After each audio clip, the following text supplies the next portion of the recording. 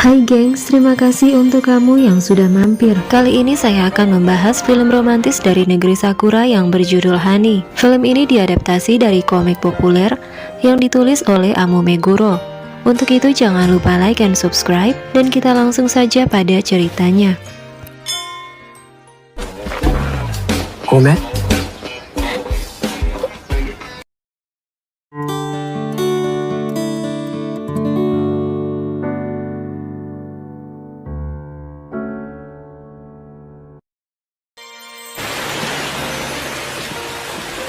Di tengah hujan, seorang siswa bernama Taiga terlihat babak belur. Ia adalah siswa yang dikenal paling bandel dan suka berkelahi. Meski terlihat menyedihkan, tak seorang pun peduli padanya. Hingga akhirnya seseorang datang memayungi dan memberinya sekotak susu madu.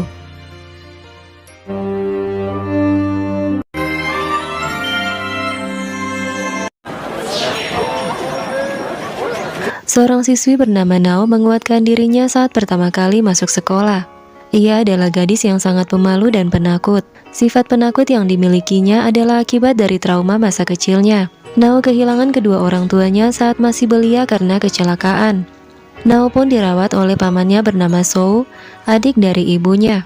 Sialnya saat di jalan ia terjebak di antara para siswa yang sedang berkelahi. Dan tiba-tiba Taiga pun menabraknya.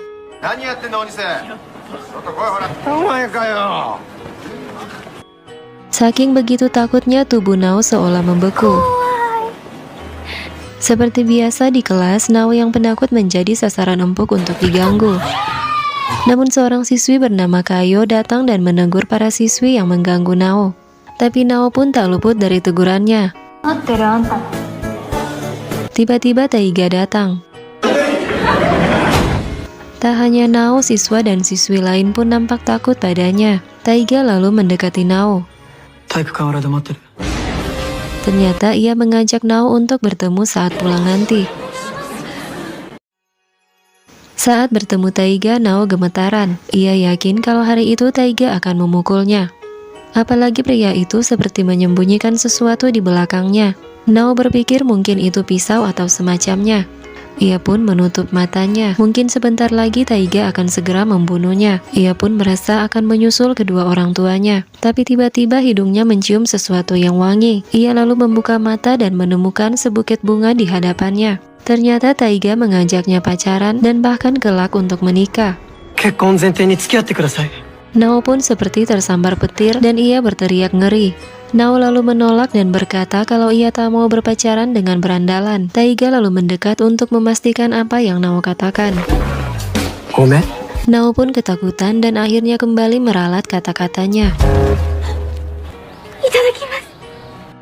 Nao pulang dengan lesu. Ia lalu bertemu pamannya Sou. Sou yang menjadi pengganti orang tuanya sejak kecil terpaksa berhenti bekerja dan meneruskan usaha kafe kakaknya agar bisa merawat Nao. Nao pun sangat mengidolakan Sou. Ia bahkan cemburu saat melihat ada pelanggan-pelanggan wanita yang ingin mendekati Sou.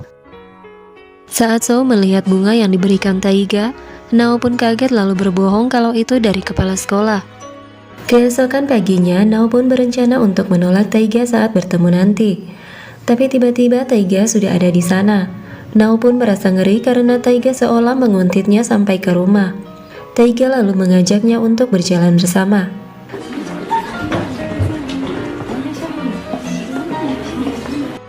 Saat istirahat, Taiga memberinya bekal. Karena takut, Nao pun menerimanya. Nao lalu memuji makanan Taiga yang ternyata enak. Taiga berkata kalau ia hanya tinggal bersama ibunya, jadi ialah yang memasak.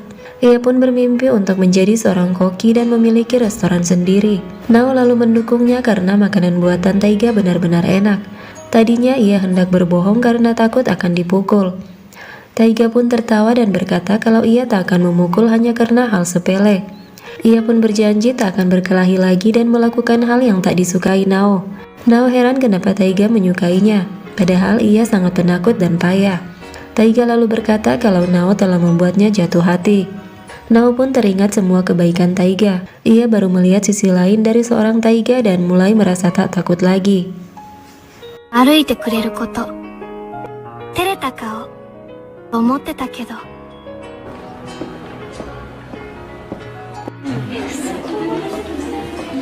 Saat masuk ke kelas, beberapa siswi mengusiknya dan menanyakan hubungannya dengan Taiga. Kayo lalu menegur mereka hingga pergi. Nao pun berterima kasih padanya, namun Kayo terlihat cuek dan susah didekati.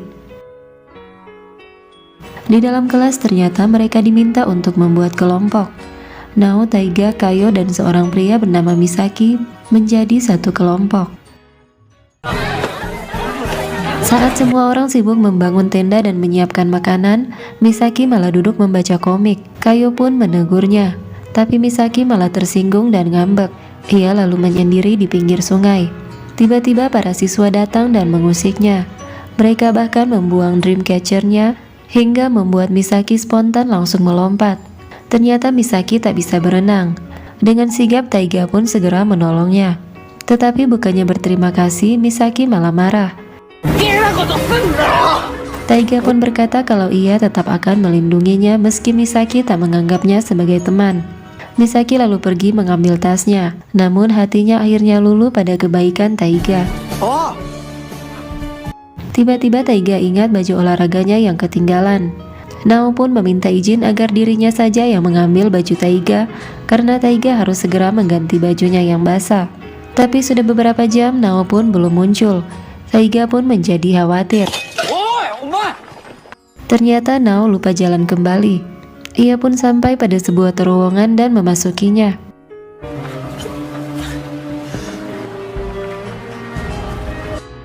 Di dalam terowongan lampu tiba-tiba padam.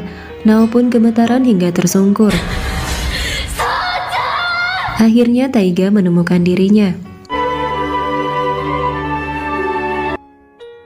Nao pun berterima kasih sekaligus meminta maaf pada Taiga karena sebenarnya ia menyukai orang lain.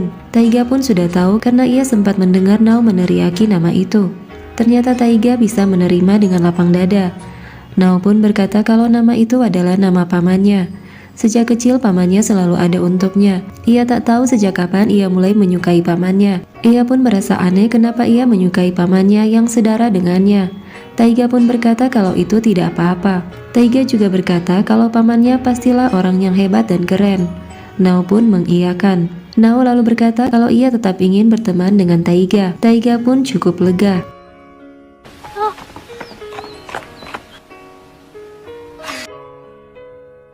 Misaki terheran-heran mengetahui kalau ternyata Taiga dan Nao tidak pacaran.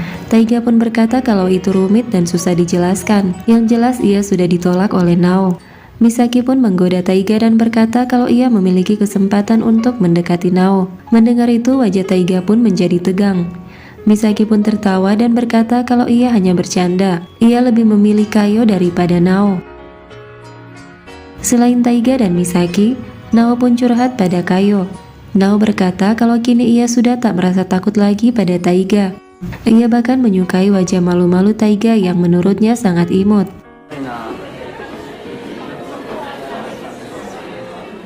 Saat berjalan sendiri, Taiga pun teringat pada Nao.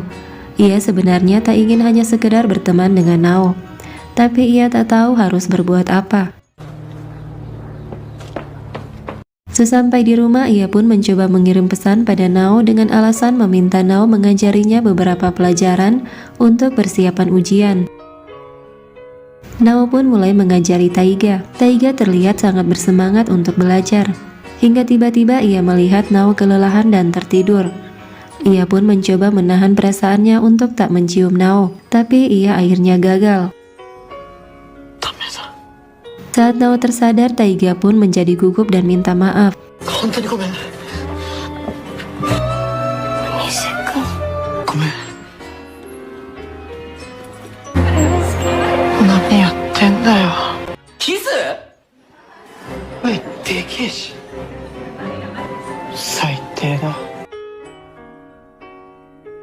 Tak lama kemudian seorang siswi baru bergabung di kelas mereka. Ia bernama Nishigaki.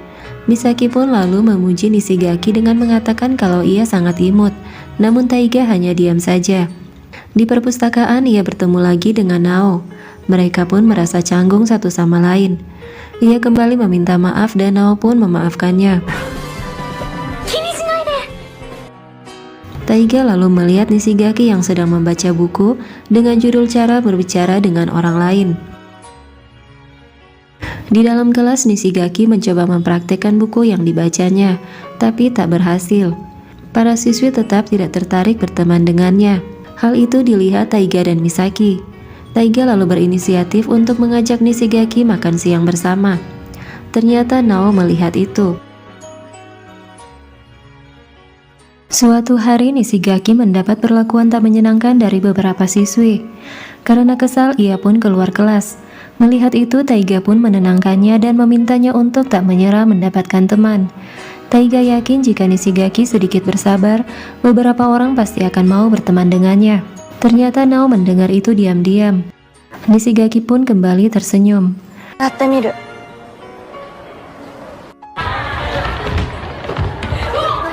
Saat latihan basket, ternyata beberapa siswi mendekatinya dan mereka pun mulai menjadi teman.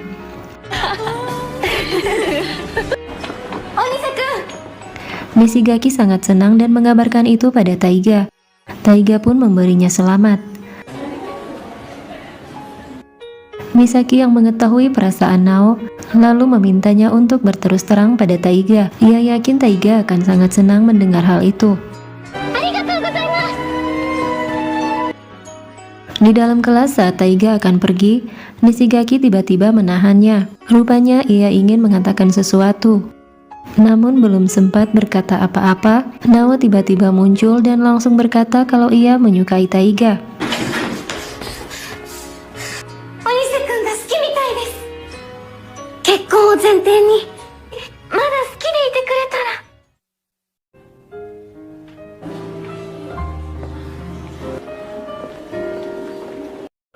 Saking bahagianya, Taiga bahkan kehilangan kata-kata.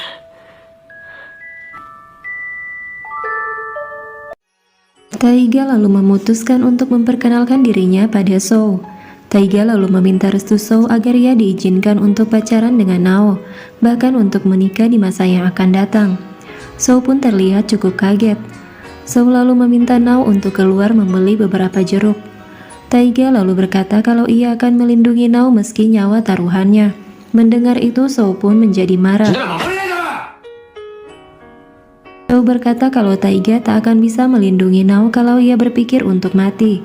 Nao sudah kehilangan orang tuanya sejak kecil. Yang Nao butuhkan adalah seseorang yang tak akan pergi dari sisinya.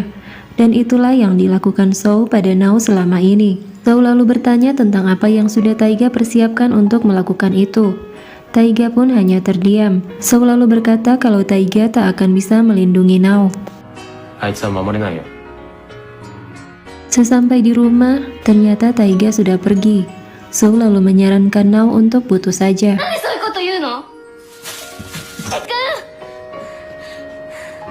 深く考えないで。目に命張れるっていうのは嘘じゃない。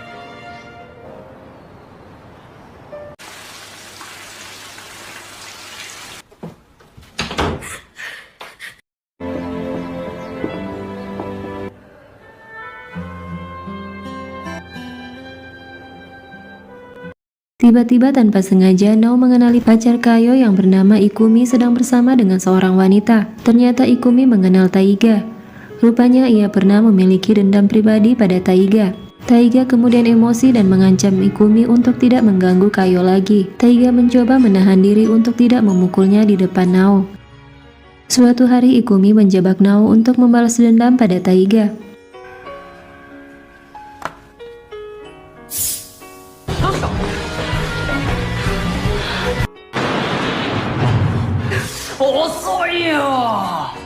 Taiga pun membiarkan dirinya dipukuli habis-habisan agar Ikumi puas dan bisa melepaskan Nao.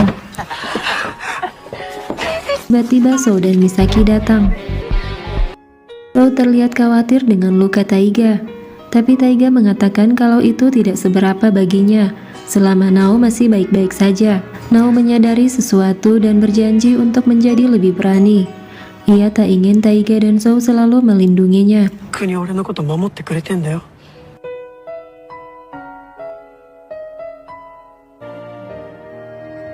俺は立ち直れた。 Melihat kesungguhan Taiga, Sou pun akhirnya merestui hubungan mereka.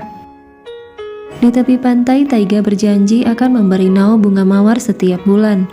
Dan jika mawar tersebut telah berjumlah 108, itu tandanya ia siap menikahi Nao. 生涯をかけて幸せにします。 Dan film pun berakhir.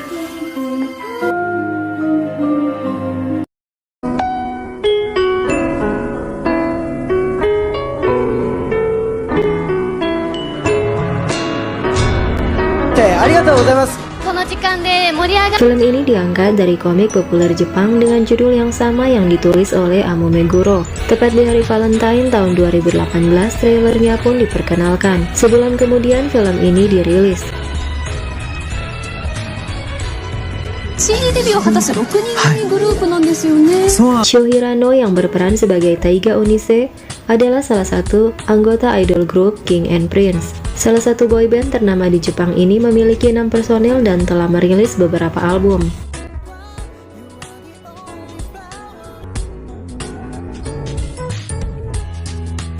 Konnichiwa, Taira Yuna desu. Yuna Taira yang berperan sebagai Kogure Nao adalah aktris kelahiran 12 November 1998. Ia sangat menyukai budaya Jepang. Saking cintanya pada budaya Jepang, ia selalu membawa kimono saat hendak pergi ke luar negeri. Namaste.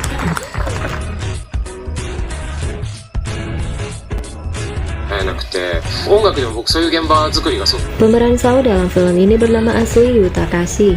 Ia sebenarnya bukanlah seorang aktor. Ia adalah seorang penyanyi dan penulis lagu. Ia pun pertama kali berperan sebagai aktor dalam film ini.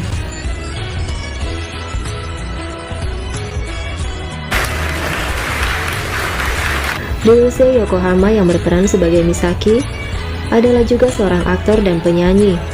Ia pernah mendapatkan penghargaan Akademi Jepang untuk pendatang baru terbaik.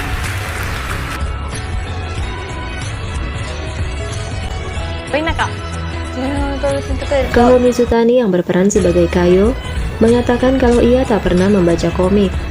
Namun karena perannya dalam film ini, ia pun terpaksa untuk membaca komik.